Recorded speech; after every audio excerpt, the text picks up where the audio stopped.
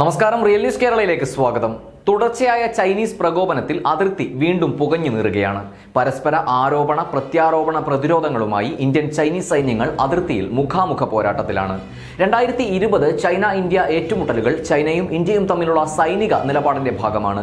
2020 May 5 മുതൽ China Indian സൈനികർ China Indian അതിർത്തിയിലെ സ്ഥലങ്ങളിൽ ആക്രമണാത്മക നടപടികളിലും മുഖാമുഖങ്ങളിലും ഏറ്റുമുട്ടലുകളിലും ഏർപ്പെട്ടിരുന്നു. 2020 ജൂൺ 16 നടത്തിയ പോരാട്ടത്തിൽ ഒരു ഉദ്യോഗസ്ഥൻ ഉൾപ്പെടെ 20 ഇന്ത്യൻ സൈനികർ വീരമൃത്യു വരിച്ചു. ലഡാക്കിലെ പാങ്കോങ് തടാകത്തിനും സിക്കിമിലെ നാഥൂല ചുരത്തിനും സമീപമാണ് സംഭവങ്ങൾ അരങ്ങേറിയത്. കൂടാതെ കിഴക്കൻ ലഡാക്കിലെ സ്ഥലങ്ങളിൽ 1962 ചൈന ഇന്ത്യൻ യുദ്ധത്തിൽ തുടരുന്ന യഥാർത്ഥ നിയന്ത്രണ രേഖയ്ക്കൊപ്പം യുദ്ധസമാനമായ അന്തരീക്ഷമാണ് നടക്കുന്നത്. ഗൽവാൻ നദീതടത്തിലാണ് ഏറ്റവും പുതിയ സംഭവം. ഇന്ത്യൻ പ്രദേശത്തിനുള്ളിൽ ഇന്ത്യയുടെ റോഡ് നിർമ്മാണത്തെ ചൈനീസ് സൈന്യം എതിർത്തു. അതിർത്തിയിലെ നിലവിലെ സാഹചര്യങ്ങളിലേക്ക് വരുന്നതിന് മുൻപ് നിയന്ത്രണ രേഖയിലെ തർക്കത്തിന്റെ നാൾവഴികളിലേക്ക് തിരിഞ്ഞു നോക്കുകയാണ് നമ്മൾ. ചൈനയും ഇന്ത്യയും തമ്മിലുള്ള അതിർത്തികൾ 20 വ്യത്യസ്ത സ്ഥലങ്ങളിൽ തർക്കത്തിലാണ്. 1980 മുതൽ ഈ അതിർത്തി പ്രശ്നങ്ങളുമായി ബന്ധപ്പെട്ട് ഇരു രാജ്യങ്ങളും തമ്മിൽ 20-ലധികം ചർച്ചകൾ നടന്നിട്ടുണ്ട്. 2010-നും 2014-നും ഇടയിൽ നടന്ന അതിർത്തി സംഘർഷ സംഭവങ്ങളിൽ 1 മുതൽ 2% വരെ മാത്രമേ ഏതെങ്കിലും തരത്തിലുള്ള വിവരങ്ങൾ മാധ്യമങ്ങൾക്ക് ലഭിച്ചിട്ടുള്ളൂവെന്ന് ഒബ്സർവർ റിസർച്ച് ഫൗണ്ടേഷന്റെ പഠനം ചൂണ്ടിക്കാണിക്കുന്നു. പീപ്പിൾസ് ലിബറേഷൻ ആർമിയുടെ 660 യഥാർത്ഥ നിയന്ത്രണ രേഖാ ലംഘനങ്ങൾ, അതായത് ലൈൻ ഓഫ് ആക്ച്വൽ കൺട്രോളിലെ ലംഘനങ്ങളും 108 വ്യോമ ആക്രമണങ്ങളും 2019 ഇന്ത്യ റിപ്പോർട്ട് ചെയ്തു. ഇത് 2018 സംഭവങ്ങളുടെ എണ്ണത്തെക്കാൾ വളരെ കൂടിയ സംഖ്യയാണ്. ലൈൻ ഓഫ് ആക്ച്വൽ കൺട്രോൾ അഥവാ ഇന്ത്യയും ചൈനയും അതിർത്തി പങ്കിടുന്ന യഥാർത്ഥ നിയന്ത്രണ രേഖയുടെ ഇന്ത്യൻ പതിപ്പുകൾ ചിത്രീകരിക്കുന്ന മാപ്പ് പൊതുവായി ലഭ്യമല്ല. സർവേ ഓഫ് ഇന്ത്യ മാപ്പുകൾ മാത്രമാണ് ഇന്ത്യൻ അതിർത്തിയുടെ ഔദ്യോഗിക തെളിവായി പരിഗണിക്കപ്പെടുന്നത്. യഥാർത്ഥ നിയന്ത്രണ രേഖയുടെ ചൈനീസ് പതിപ്പ് കൂടുതലും ലഡാക്ക് മേഖലയിലേക്കാണ് അവകാശപ്പെടുന്നത്. എന്നാൽ വടക്കു കിഴക്കൻ ഇന്ത്യയിൽ അരുണാചൽ പ്രദേശിനു വേണ്ടിയും ചൈന അവകാശവാദം ഉന്നയിക്കുന്നുണ്ട്. 2013 ചൈനീസ് പട്രോളിംഗിന്റെ ഏരിയ നിഷേധം മൂലം ഇന്ത്യക്ക് 640 കിലോമീറ്റർ നഷ്ടമായി എന്ന് 2013 ഇന്ത്യൻ നയതന്ത്രജ്ഞൻ ശ്യാം ശരൺ അവകാശപ്പെട്ടു. ചൈനീസ് കടന്നുകയറ്റം മൂലം ഇന്ത്യൻ പ്രദേശത്തിന്റെ നഷ്ടം സംബന്ധിച്ച അവകാശവാദങ്ങൾ അദ്ദേഹം തന്നെ പിന്നീട് പിൻവലിക്കുകയുണ്ടായി. തർക്കങ്ങളും ഏറ്റുമുട്ടലുകളും വ്യത്യസ്ത നിലപാടുകളും ഉണ്ടായിരുന്നിട്ട് പോലും 50 വർഷത്തോളമായി അതിർത്തിയിൽ ഇരു രാജ്യങ്ങളും തമ്മിൽ ഒരു വെടിവെപ്പ് പോലും നടന്നിരുന്നില്ല എന്നതാണ് ശ്രദ്ധേയമായ വസ്തുത. അതായത് നൂറ്റാണ്ടിനിടയിൽ ആദ്യമായാണ് അതിർത്തിയിൽ വെടിയൊച്ച മുഴങ്ങുന്നത്. ചൈനീസ് പാരാമൗണ്ട് നേതാവ് സി ജിൻപിങ്ങിന്റെ 2014 സെപ്റ്റംബറിലെ ദില്ലി സന്ദർശന വേളയിൽ ഇന്ത്യൻ പ്രധാനമന്ത്രി നരേന്ദ്രമോദി അതിർത്തി സംഘർഷം സംബന്ധിച്ച ചോദ്യം ചർച്ച ചെയ്യുകയും പരിഹാരം ആവശ്യപ്പെടുകയും ചെയ്തു. അതിർത്തി പ്രശ്നങ്ങളിൽ വ്യക്തത വരുത്തുന്നത് ഇരു രാജ്യങ്ങൾക്കും തങ്ങളുടെ ബന്ധങ്ങളുടെ സാധ്യതകൾ മനസ്സിലാക്കാൻ സഹായിക്കുമെന്നും മോദി അന്ന് വാദിച്ചു. എന്നിരുന്നാലും 2017 ഡോക്ലാമിൽ വെച്ച് ചൈനയും ഇന്ത്യയും 73 ദിവസം നീണ്ടുനിന്ന ഒരു വലിയ ഏറ്റുമുട്ടലിൽ ഏർപ്പെട്ടു. ടിബറ്റൻ പീഠഭൂമിയിൽ ചൈനയുടെ സൈനിക സാന്നിധ്യം വർദ്ധിപ്പിച്ച് ടൈപ്പ് 15 ടാങ്കുകൾ, ഹാർബിൻസർ 20 ഹെലികോപ്റ്ററുകൾ, CAG വിംഗ്ലൂങ് 2 UAVകൾ, PCL 181 സ്വയം പ്രവർത്തിപ്പിക്കുന്ന ഹോവിറ്റ്സറുകൾ എന്നിവ കൊണ്ടുവന്നു.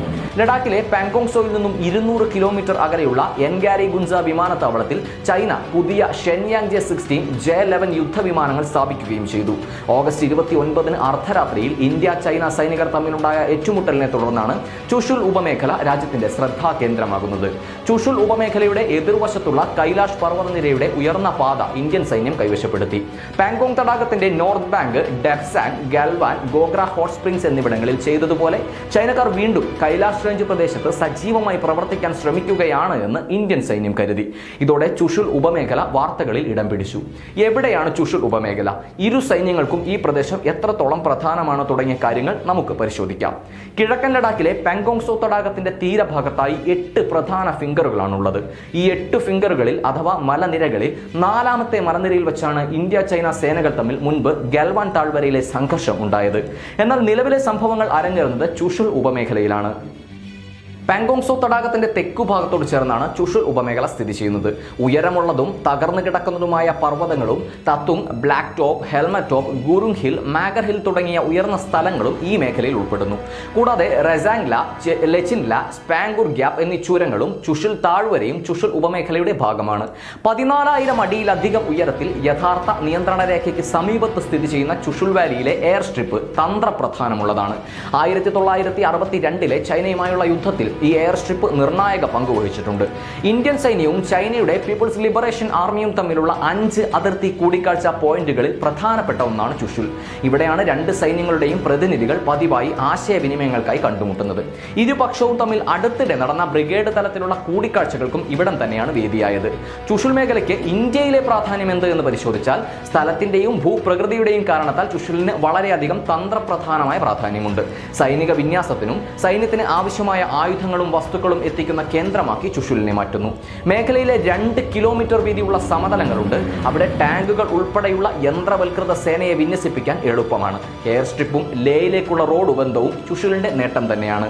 ഈ ഉപമേഖലയിലെ ഉയർന്ന പ്രദേശങ്ങൾ ഇന്ത്യൻ സൈന്യം ഇപ്പോൾ സുരക്ഷിതമാക്കിയിട്ടുണ്ട്. ഇത് ഇന്ത്യൻ ഭാഗത്ത് ചുഷുൽ ബൗളിലും ചൈനയുടെ ഭാഗത്ത് മോൾഡോ സെക്ടറിലും ആധിപത്യം സ്ഥാപിച്ചെടുക്കാൻ ഇന്ത്യൻ സൈന്യത്തെ പ്രാപ്തമാക്കി. 1962 യുദ്ധത്തിൽ ഈ മേഖലയിൽ ആക്രമണം നടത്താൻ ചൈനീസ് സൈന്യം ഉപയോഗിച്ചിരുന്ന ഏകദേശം 2 കിലോമീറ്റർ വീതിയുള്ള സ്പാൻഗൂർ ഇടനാഴി ഇന്ത്യൻ സൈന്യത്തിന് ഇപ്പോൾ വ്യക്തമായി ദൃശ്യമാണ്. മേഖലയിലെ ഭാവി വെല്ലുവിളികൾ എന്തൊക്കെയാണെന്ന് നോക്കിയാൽ ബ്ലാക്ക് ടോപ്പിലും റച്ചിൻലായിലുമായി 800 മുതൽ 1000 കിലോമീറ്റർ വരെ ദൂരത്തിനുള്ളിൽ ഇരു രാജ്യങ്ങളും സൈനികരെ വിന്യസിക്കുന്നതിനാൽ അടിയന്തര വെല്ലുവിളി ഉയരുന്നുണ്ട്. സൈനിക നീക്കത്തിന് ആവശ്യമായ വസ്തുക്കൾ എത്തിക്കുന്നതും പ്രധാന വെല്ലുവിളിയായി നിൽക്കുകയാണ്. 170ഓളം കുടുംബങ്ങൾ താമസിക്കുന്ന ദുർബുക് തഹ്സിലെ ചുഷുൽ ഗ്രാമത്തിൽ ഭൂരിഭാഗവും ടിബറ്റൻ വംശജരായ ആളുകളാണ്. വർഷത്തിൽ 8 മാസം നീണ്ടു നിൽക്കുന്ന കഠിനമായ ശൈത്യകാലം വലിയ വെല്ലുവിളിയാണ്. പ്രദേശത്ത് കുഴിയെടുക്കാനും ഷെൽട്ടറുകൾ നിർമ്മിക്കാനും വളരെ പ്രയാസകരമാണ് എന്നതും വലിയ വെല്ലുവിളി തന്നെ ഉയർത്തുന്നുണ്ട്. അവസാനമായി ഇന്നലെ നടന്ന ചർച്ചയിൽ ഇന്ത്യ ചൈന സൈനികതല ചർച്ചകൾ തുടരാൻ ഇരു രാജ്യങ്ങളുടെയും വിദേശകാര്യ മന്ത്രിമാരുടെ കൂടിക്കാഴ്ചയിൽ ധാരണയായി. ചൈനയുടെ സൈനിക വിന്യാസത്തിൽ ഇന്ത്യ ആശങ്ക അറിയിച്ചിട്ടുണ്ട്. സ്ഥിതി സങ്കീർണമാക്കുന്ന നടപടികൾ ഇരു രാജ്യങ്ങളും ഒഴിവാക്കും. സേനാ പിന്മാറ്റം വേഗത്തിലാക്കാനും ധാരണയായിട്ടുണ്ട്. അതേസമയം ഇന്ത്യ ചൈന അതിർത്തിയിലെ തന്ത്രപ്രധാന മലനിരകൾ ഇന്ത്യ നിയന്ത്രണത്തിലാക്കി. പാങ്കോങ് തടാകത്തിന്റെ വടക്കൻ മലനിരകളും ഇന്ത്യൻ നിയന്ത്രണത്തിലായി കഴിഞ്ഞു. ചൈനയുടെ കടന്നുകയറ്റം തടയുന്നതിന്റെ ഭാഗമായാണ് ഇന്ത്യയുടെ ഈ നീക്കം.